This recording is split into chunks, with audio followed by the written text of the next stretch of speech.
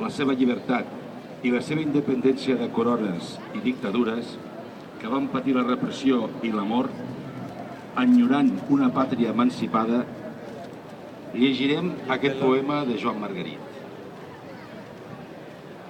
La llibertat és la raó de viure, dèiem somiadors d'estudiants. És la raó dels vells, matisem ara, la seva única esperança escèptica. La llibertat és un estrany viatge. Són les places de toros amb cadires damunt la sorra en temps d'eleccions. És el perill, de matinada, al metro, són els diaris al final del dia. La llibertat és fer l'amor als parcs. La llibertat és quan comença l'alba en un dia de vaga general. És morir lliure. Són les guerres mèdiques. Les paraules república i civil. Un rei sortint en tren cap a l'exili. La llibertat és una llibreria. Anar indocumentat. Són les cançons de la Guerra Civil. Una forma d'amor, la llibertat.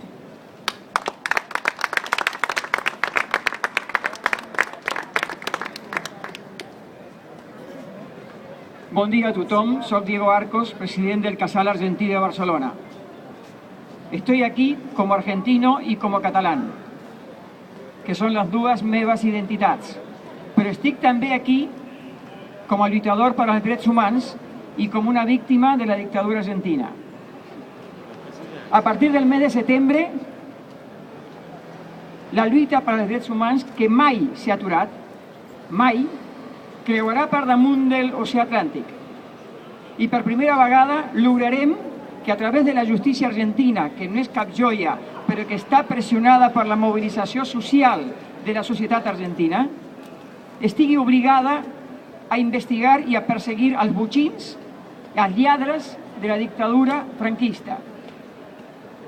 Això servirà per deixar palesat, en primer lloc, que la impunitat no té lloc en aquest món. No tindrà lloc mai la impunitat mentre hi hagi gent com aquesta que està aquí darrere meu, que mai ha deixat de lluitar per la justícia. Mai.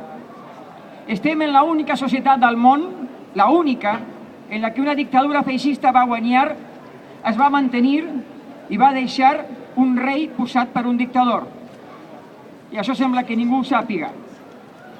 Tengo el orgullo, como argentino, de estar hoy aquí preparando una victoria.